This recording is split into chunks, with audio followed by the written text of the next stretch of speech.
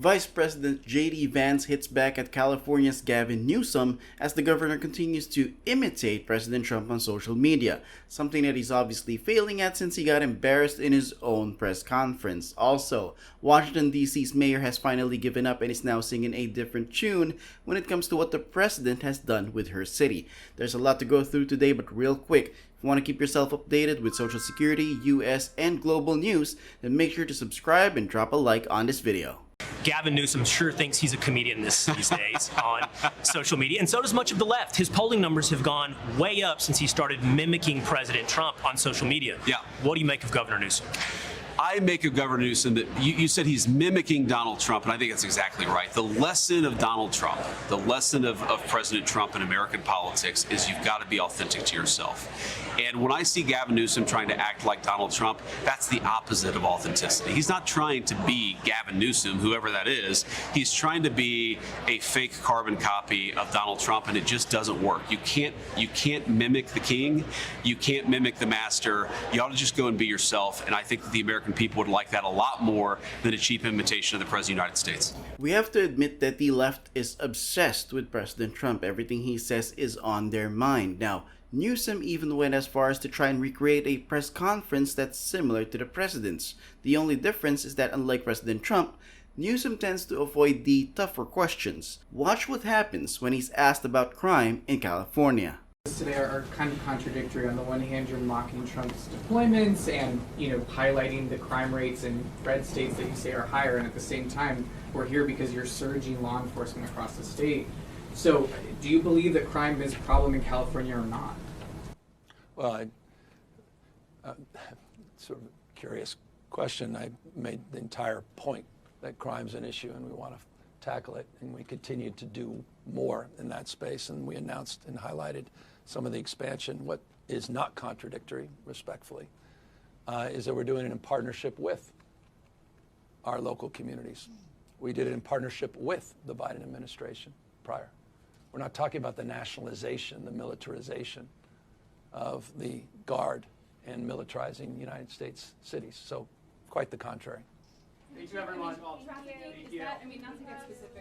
Newsom understood that he had to end that press conference given that he doesn't want to talk about crime in his state, which made me curious, so I tried to look for the data on their website. Oddly enough, every single data report from their website leads to a dead or outdated link. Now, I'm sure this isn't coincidental and they're not trying to hide the real numbers from the public, so I decided to check a public website, and here's what I found. California's overall violent crime rate increased by 1.7% from 2022 to 2023. In the same year, robbery and aggravated assault increased by 3.8% and 1.7%. Violent crime went down in 2014, but has trended upwards since then. What's funny is that Newsom seems to be determined to prove that California is safe for everyone, even deploying new teams to fight crime. Although he doesn't have the best track record when it comes to getting things done in California. Anyone here from the state want to talk about your high-speed rail? This project is a total and complete disaster. It is the worst public infrastructure nightmare in U.S. history. Even the New York Times said it's not on track to be finished this decade. And we've already spent over the last 17 years, $17 billion. And what do we have to show for it? Absolutely nothing. No track has been laid. There's no station. There has not been a single passenger when the whole thing was supposed to be done 5 years ago from LA to San Francisco. So I think it is well past time to stop throwing good money after bad.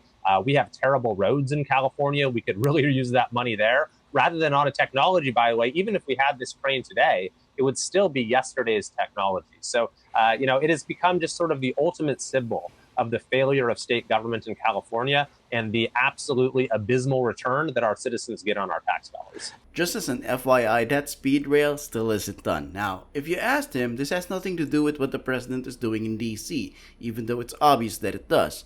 The bad news for Democrats is that the results are now speaking for itself, which led to DC's mayor admitting that Trump is actually getting things done.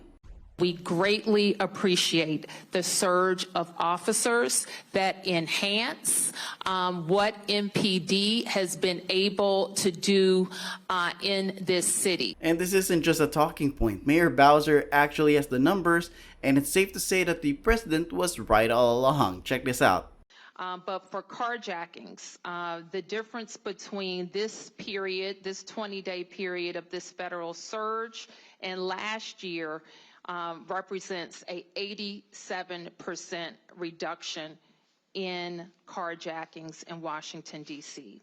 We know that when carjackings go down, when the use of gun goes down, when homicide or robbery go down, neighborhoods feel safer and are safer.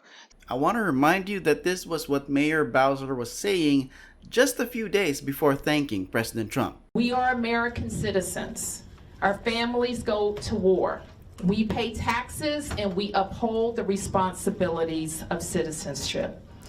And while this action today is unsettling and unprecedented, I can't say that given some of the rhetoric of the past, that we're totally surprised. The plan is working and it's one that's coming to a blue city near you. Here's my question.